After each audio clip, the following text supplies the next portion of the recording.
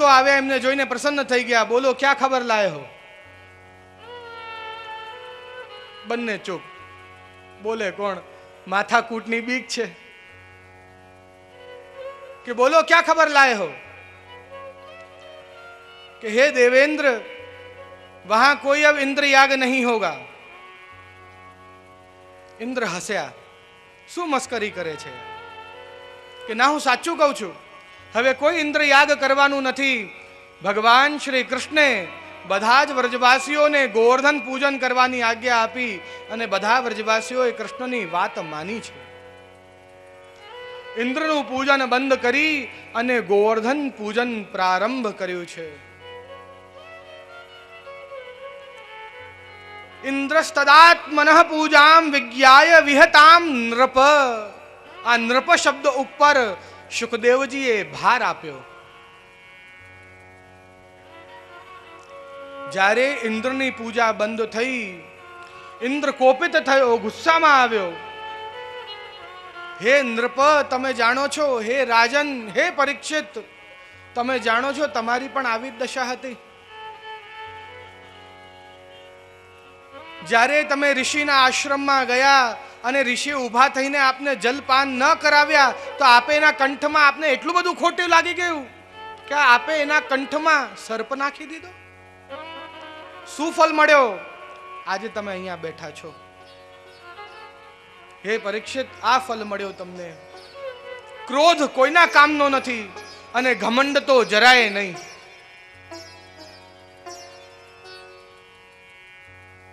ઇન્દ્રને અપમાનિત અનુભવ્યું. ઇન્દ્રને કોપ આવ્યો કે કોણા કહેવાથી આવું કર્યું? કે ગોપેભ્ય કૃષ્ણનાથેભ્યો નંદાદિભ્યશ્ચ કોપશ. કે આ ગ્વાલોએ, ગોપોએ બધાએ ભગવાન શ્રી કૃષ્ણને પોતાના નાથ બનાવી અને નંદાદીએ બધાએ એમની આજ્ઞાનું પાલન કર્યું છે અને જેમ કૃષ્ણે કહ્યું છે એમ જ કર્યું છે. તો આ ઇન્દ્રે નંદ આદિ ગ્વાલબાલ એવં કૃષ્ણ આ બધા ઉપર કોપ કર્યો. નૃપ શબ્દથી કહ્યું કે હે રાજન, તમે પણ આવી જ ભૂલ કરી હતી. એ ભૂલની સજા તમે ભોગવી રહ્યા છો હમણાં. ઇન્દ્રે પણ આવી જ ભૂલ કરી હતી એ સમયે, ત્યારે એને પણ આની સજા મળશે.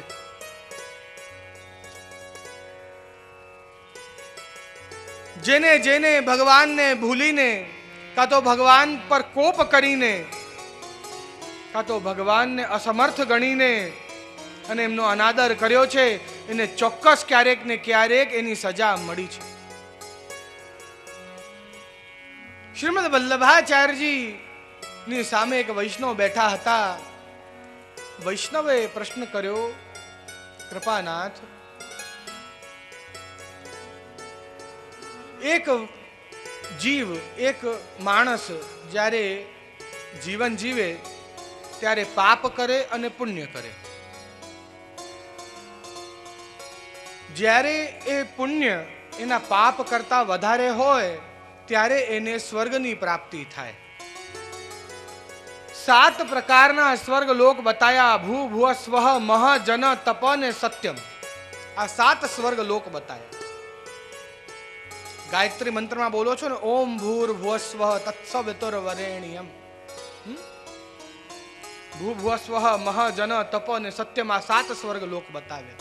જેને જેટલા વધારે પુણ્ય હોય એને એ પ્રકારે સ્વર્ગની પ્રાપ્તિ થાય. અને પુણ્ય જો કંઈક અત્યંત વિશેષ હોય ત્યારે એને દેવતાઓના દેવતા એવા દેવના રાજ ઇન્દ્રની પદવી, ઇન્દ્રનો સિંહાસન મળે. કંઈક વિશેષ એવા સાત્વિક કર્મ કર્યા હોય, પુણ્ય કર્મ કર્યા હોય ત્યારે એ ઇન્દ્ર બને. તો આટલો સાત્વિક, આટલો ધાર્મિક આ ઇન્દ્ર, અને એ ભગવાનના સ્વરૂપને ના ઓળખી શક્યો? આવો પ્રશ્ન કર્યો કે ઇન્દ્ર કેવી રીતે ક્રોધ કર્યો ભગવાન ઉપર? ત્યારે શ્રીમદ વલ્લભાચાર્યજી આપ સુબોધનીજીમાં વર્ણન કરી રહ્યા છે કે શુદ્ધ સત્વ પરિણામ રૂપ કથમેવ કૃતમાન. કે હા વૈષ્ણવ, તારી વાત સાચી છે કે શુદ્ધ સત્વનો રસ, સાત્વિકનો પણ રસ જો કોઈ છે પરિણામ રૂપ, એનો પરિણામ રૂપ આ ઇન્દ્ર છે. તે વાત સાચી છે. કિંતુ એને શું કર્યું કે તત્રા સહ નિષિદ્ધ ભાગ ભોગતા, કે જે વસ્તુ ભગવાનના લાયક હતી, ભગવાન માટે સિદ્ધ થઈ હતી, એનો ભોગ એને પોતે કર્યો. આટલા વર્ષો સુધી જે યજ્ઞમાં ભગવાનને પ્રમુખ દેવતા બનાવવા જોઈએ એ ભગવાનને પ્રમુખ દેવતા ન બનાવ્યા અને પોતે જ એનો ભોગ ભોગવ્યો. માટે ભગવાને એને દંડિત કર્યો. જ્યારે તમે ભગવાનનો નામનું ખાઈ જાઓ તો તમે ઘમંડી અને ક્રોધી બની જાઓ છો અને ભગવાન સ્વયં તમારું ઘમંડ તોડવા માટે પધારે છે.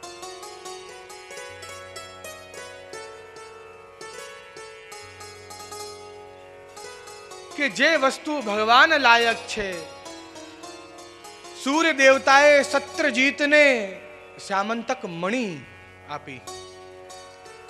એ મણિ એને ભગવાનને અંગીકાર કરાયા વગર અને પોતે જ એનો ભોગ ભોગવ્યો તો શું થયું આપ બધા જાણો છો ને. એને ભગવાનને જે મણિના ચોર બતાવી દીધા અને પછી એનો નાશ થયો સત્રજીતનો. એની બુદ્ધિ ફરી ગઈ. એ ભગવાનને જ ન ઓળખી શક્યો. અરે આવી તો કરોડ કોટી મણીઓ એની પાસે હશે, એને તારી મણી ચોરવાની શું જરૂર છે.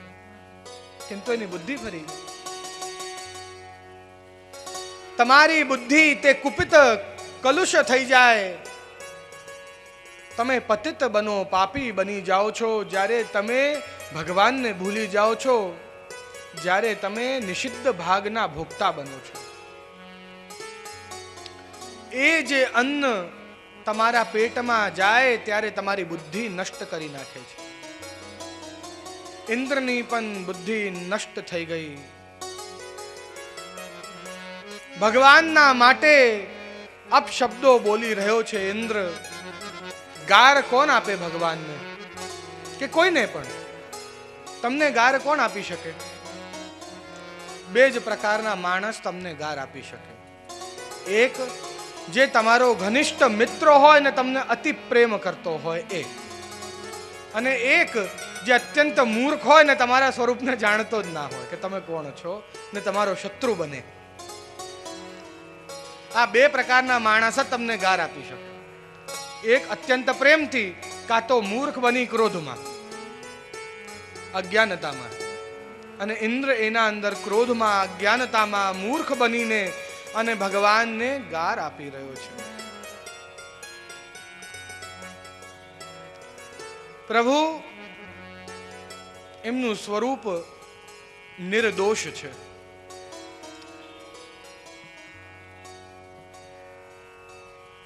અંતઃકરણ મદવાક્યમ તાવધાન તયા શૃણુ કૃષ્ણાત પરમ નાસિદૈવમ વસ્તુતઃ દોષ વર્જિતમ. અચ્યુત ભગવાન, દોષ રહિત ભગવાન. એમ કહ્યું કે કૃષ્ણ સિવાય બીજા કોઈ દેવી દેવતા એવા નથી જે દોષ રહિત હોય. ખાલી કૃષ્ણ જ દોષ રહિત છે. એ પૂર્ણ છે, એ સંપૂર્ણ છે, એ પૂર્ણ પુરુષોત્તમ છે, પરબ્રહ્મ છે.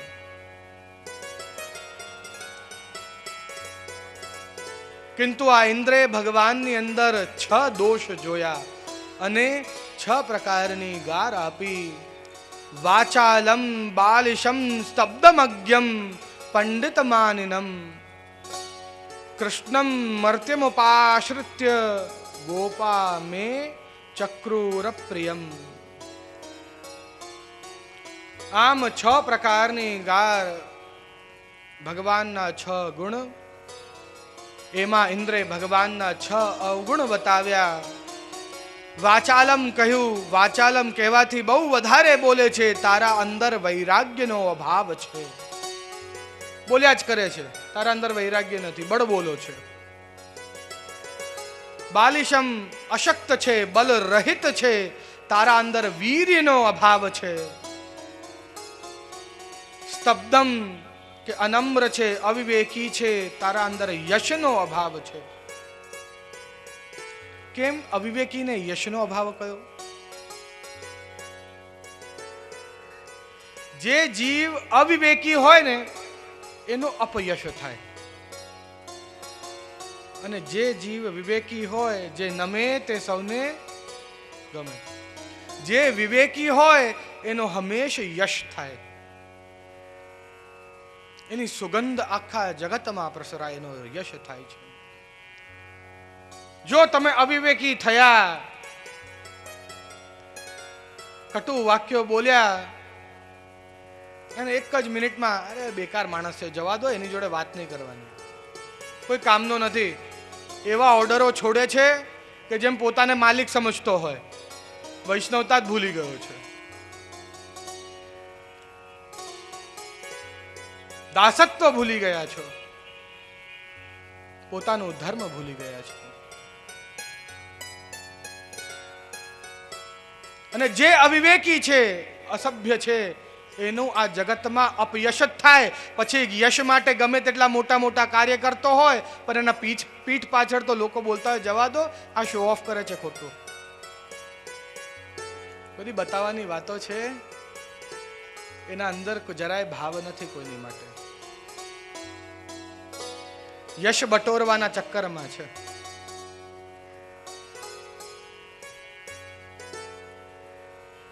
સ્તબ્ધમ કહ્યું, અનમ્ર છે તું, અવિવેકી છે એટલે યશનો અભાવ બતાવ્યો. અજ્ઞમ એટલે અજ્ઞાની, મૂર્ખ છે, જ્ઞાનનો અભાવ બતાવ્યો. પંડિત માનિનમ કે પોતાને બહુ મોટો ધનવાન સમજે છે કે તું કોઈ ધનવાન વનવાન નથી, તારે શ્રીનો અભાવ બતાવ્યો. મર્ત્યમ એટલે તું સાધારણ મનુષ્ય છે, આજે છે ને કાલે મરી જશે, એટલે ઐશ્વર્યનો અભાવ બતાવ્યો. ભગવાનના 6 ગુણ અને ભગવાનને 6 ગાર આપી 6 અવગુણ કહ્યા.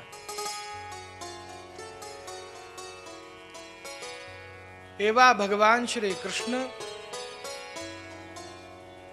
જેને તમે ઉપઆશ્રિત્ય, જેને આ બધા વ્રજવાસી જેના આશ્રિત થયા છે, એવા ગોપાહા, એવા બધા ગોપો, મે અપ્રિયમ ચક્રુર કે તમે બધાએ મળીને મને અપ્રિય, મને દુખી, મને ક્રોધિત કર્યા છે, એનો તમને દંડ હું આપીશ. આમ કહી અને ઇન્દ્રે સામવર્તક મેઘને યાદ કર્યા. અને શ્યામવર્તક મેઘ તે ઇન્દ્ર સન્મુખ પ્રગટ થયા. હાથ જોડીને કહ્યું, હે દેવેન્દ્ર, શું આ પ્રળયનો સમય આવી ગયો છે? કારણ કે અમારું કાર્ય તો ત્યારે જ પ્રારંભ થાય જ્યારે અંતિમ સમય આવી ગયો હોય, જ્યારે પ્રલય આવી ગયો હોય.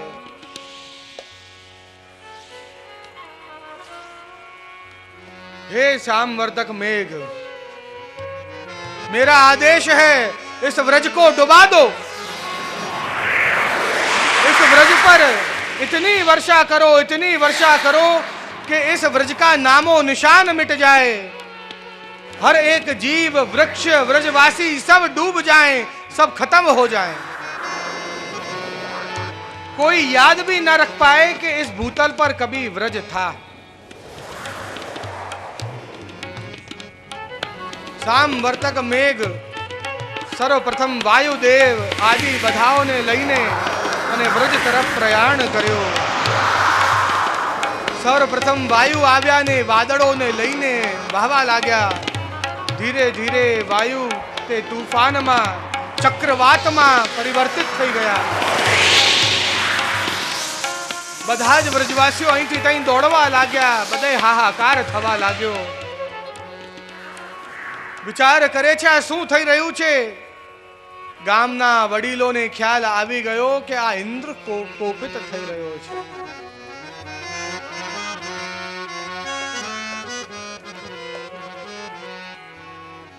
ઇન્દ્રને કોપિત જાણી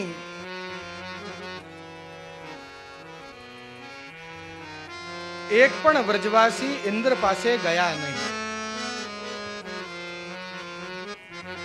આપણા પ્રભુ અને ઇન્દ્રમાં કાં તો બીજા કોઈ બી દેવી દેવતામાં આ જ ભેદ છે. વર્ષોથી તમે એને ભોગ અરોગાવો છો, એનું યજ્ઞ કરો છો, માત્ર એક વાર રહી ગયું તો જો આવું કર્યું ઇન્દ્રે.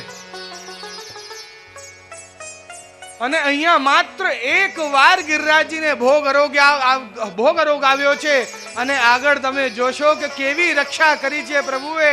માટે જ કહેવાય છે કે રાય જેસી સેવા કો ફલ માનત મેરુ સમાન. આવા આપણા પ્રભુ છે કે તમે પૂર્ણ ભાવથી શુદ્ધ ભાવથી માત્ર એક વાર જો પ્રભુને પ્રેમથી એને સેવો, એને ભજો, તો પ્રભુ તમારી માટે એ જ સમયે પ્રકટ થઈ જાય. બધા જ વ્રજવાસીઓ ઇન્દ્ર કોપિત થયો છે તે જાણ્યા હોવા છતાં ઇન્દ્ર પાસે ગયા નહીં કે ચાલો હવે ઇન્દ્ર યાગ કરી ઇન્દ્રને મનાવી લઈએ. અને બધા ક્યાં ગયા? ગોવિંદમ શરણમ યયુ. બધા દોડીને ભગવાન શ્રી કૃષ્ણના ચરણારવિંદમાં જઈને લોટ લગાવી છે. બધાએ કહ્યું, વિનંતી કરી કે હે પ્રભુ અમારી રક્ષા કરો, આ ઇન્દ્રથી અમારા પ્રાણ બચાવો. બધા જ પ્રભુના ચરણોને પકડીને પૂર્ણ ભાવથી આ જે શ્લોક હું બોલવા જઈ રહ્યો છું એ શ્લોક નથી, મહામંત્ર છે. ગમે તેટલી મોટી આદિ વ્યાધિ ઉપાધિમાં તમે પડ્યા હો, ગમે તેટલો મોટો કષ્ટ હોય, પૂર્ણ ભાવથી જો આ શ્લોકને નિત્ય રટન કરો તો નિશ્ચિતપણે પ્રભુ સ્વયં એમના ગરુડ પર બિરાજમાન થઈ સુદર્શન ચક્રને લઈને આવે ને તમારી રક્ષા કરશે. એ વચન આપે છે ભગવાન સ્વયં. અત્યંત અલૌકિક આ મંત્ર બધા જ વ્રજવાસીઓ ભગવાનના શરણમાં જઈને વિનંતી કરી રહ્યા છે. કૃષ્ણ કૃષ્ણ મહાભાગ ત્વં નાદં ગોકુલં પ્રભુ ત્રાતુમર્હસि દેવાન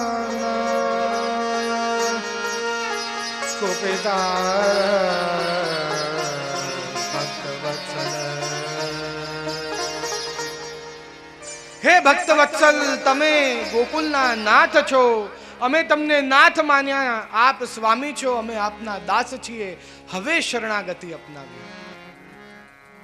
ત્યારે ભગવાને શું કહ્યું કે તમને જો રૂચે તો તમે કરજો, હવે શરણાગતિ અપનાવી છે. હે કૃષ્ણ, હે મહાભાગ, તમે અમારા નાથ છો. ત્વન્નાથમ ગોકુલમ પ્રભુ, આપ ગોકુલના નાથ છો, આપ આખા વ્રજ મંડલના નાથ છો, આપ અમારા નાથ છો. કૃપા કરી અમારી રક્ષા કરો.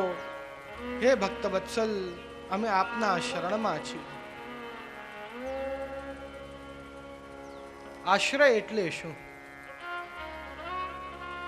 આશ્રિત થવું એટલે શું?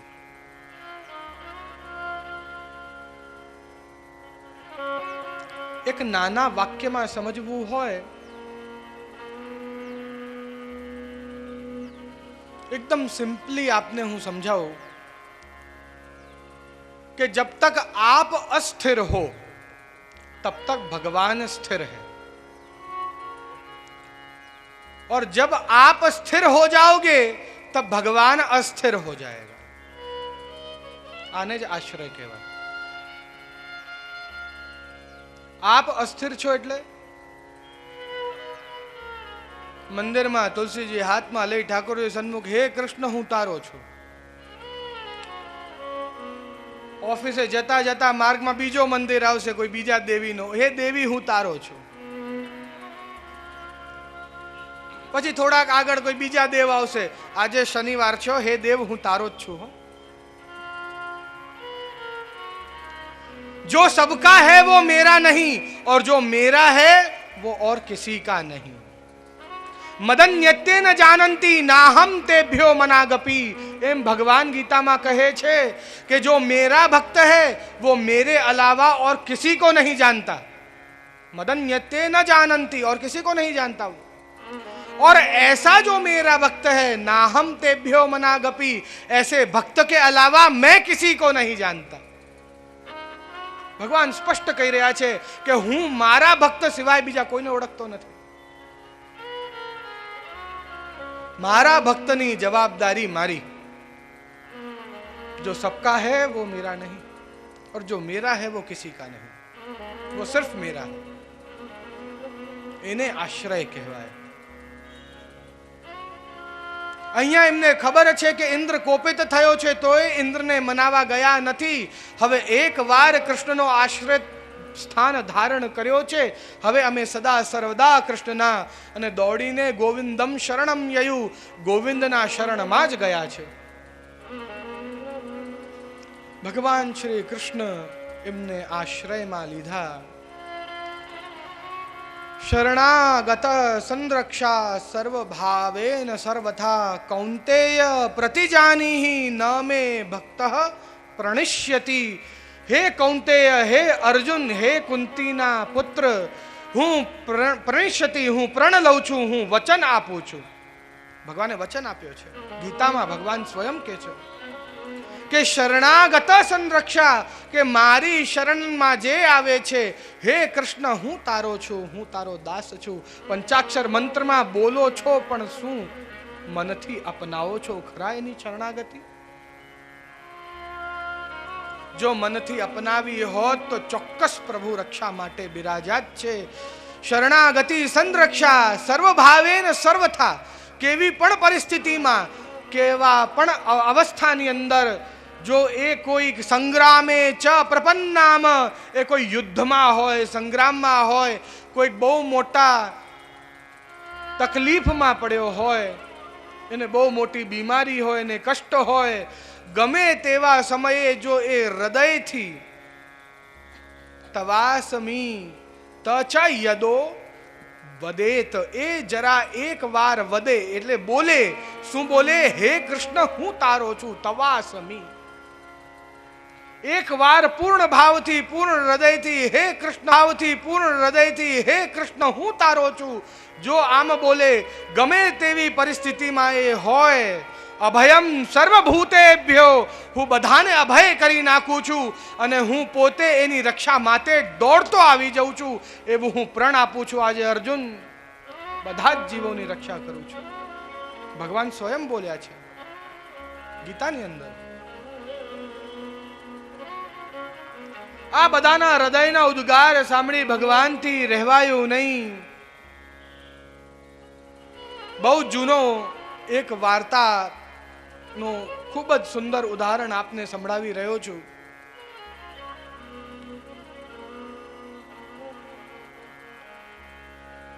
એક નદી વહે છે ખૂબ જ જોરથી.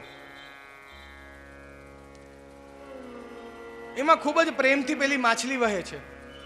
માછલી તરે છે એમાં, અને હાથી એટલો મોટો, એટલો ભારી ભરકમ, જો એ નદીમાં એ ઉતરી જાય તો એ તણાઈ જાય, એ વહી જાય. કેમ? એવો પ્રશ્ન કર્યો એક શિષ્યએ એના ગુરુને કે આ માછલી આટલી નાની ને એકદમ આનંદથી તે જલમાં વહે છે, ખૂબ જ આનંદથી એમાં તરે છે, એને કોઈ ફેર પડતો નથી. પ્રવાહના વિરુદ્ધ પણ એને તરવું પડે તો તરીને જાય છે. અને એ હાથી એ વહી જાય છે, તણાઈ જાય છે. આટલો ભારી ભરકમ હાથી. ગુરુએ કહ્યું, હે શિષ્ય, એ હાથી છે ને એ સ્વાર્થી છે. જ્યારે એને તરસ લાગે છે ત્યારે જ પાણી પાસે આવે છે. આ માછલી એ જલના આશ્રિત છે. જો એ જલમાંથી માછલીને કાઢી દઈશું તો એ મરી જશે. માટે જલના આશ્રિત હોવાના કારણે જલ એને વહાઈને લઈ જતો નથી, એની જલ રક્ષા કરે છે. તમે પણ શું પ્રભુને માત્ર તમારા સ્વાર્થ માટે જ ભજો છો? અને જો હા, તો તણાઈ જશો.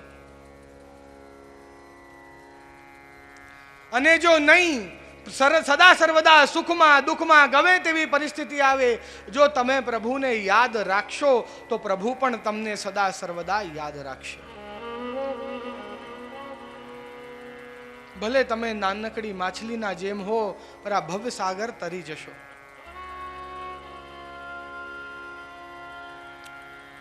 ભગવાન પોતાના શરણાગતમાં આવેલા બધા જીવોની રક્ષા કરવાનો વચન આપ્યો છે. ભગવાન બધાના હૃદયના ઉદ્ગાર સાંભળીને એમનાથી રહેવાયું નહીં.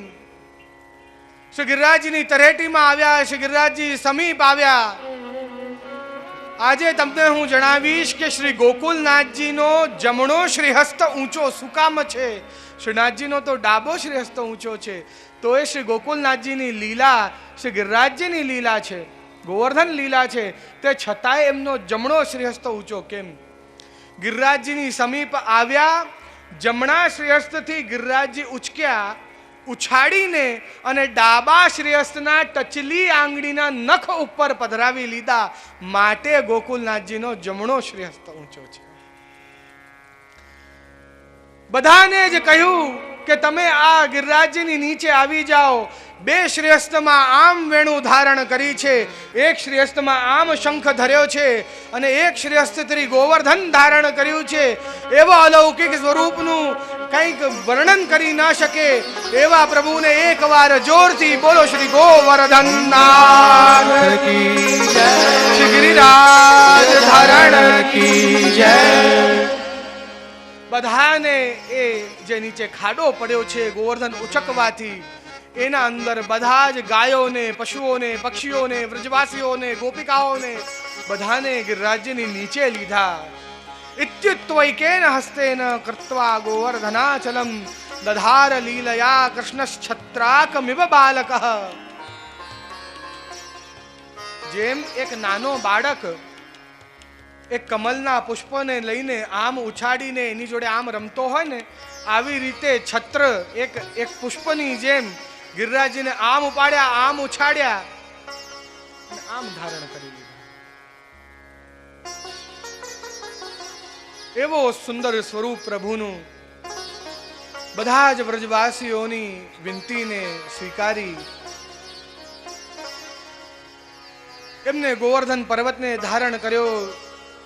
બલદાવજીએ શેષ નાગનું સ્વરૂપ ધારણ કર્યું. ચારે બાજુ એક મેણ બનાવી છે અને એ વર્ષાથી રક્ષા કરી રહ્યા છે ગિરિરાજજીની ઉપર સહસ્ત્ર ફનથી. અને એ જલ તે ભીતર ના આવી જાય એટલે એક મેણ બનાવી દીધી છે. એવો સુંદર આનંદ, એવા અલૌકિક દર્શન એમ નચાવી રહ્યા છે ગિરિરાજજીને કે માનો કે રમકડો હોય આ ભગવદીઓ દર્શન કરી રહ્યા છે. કાન કુંવર કે કર પલ્લવ પર માનો ગોવર્ધન નૃત્ય કરે, એવા સુંદર દર્શન કરી રહ્યા છે. કાન કુંવર કે કર પલ્લવ પર માનો ગોવર્ધન નૃત્ય કરે. કાન કુંવર કે કર પલ્લવ માનો ગોવર્ધન નૃત્ય કરે.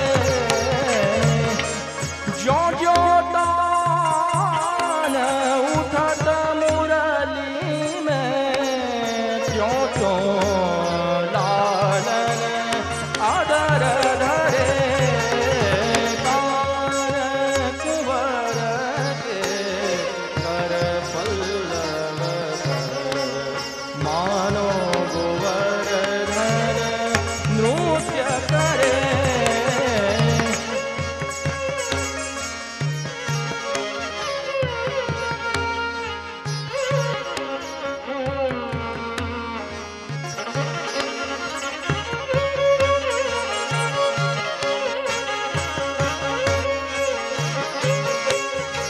મેઘ મૃદંગી મૃદંગ બજાવત.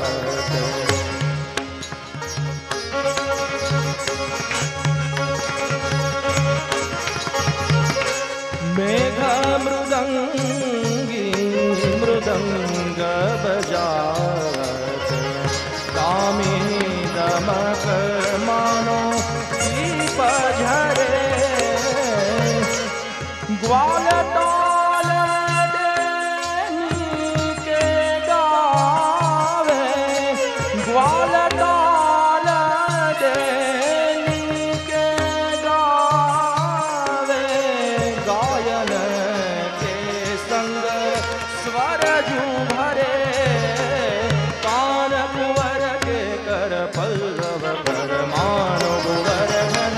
नृत्य करे नृत्य करे नृत्य करे काल कुंवर के कर पल्लव पर मानो गोवर्धन नृत्य करे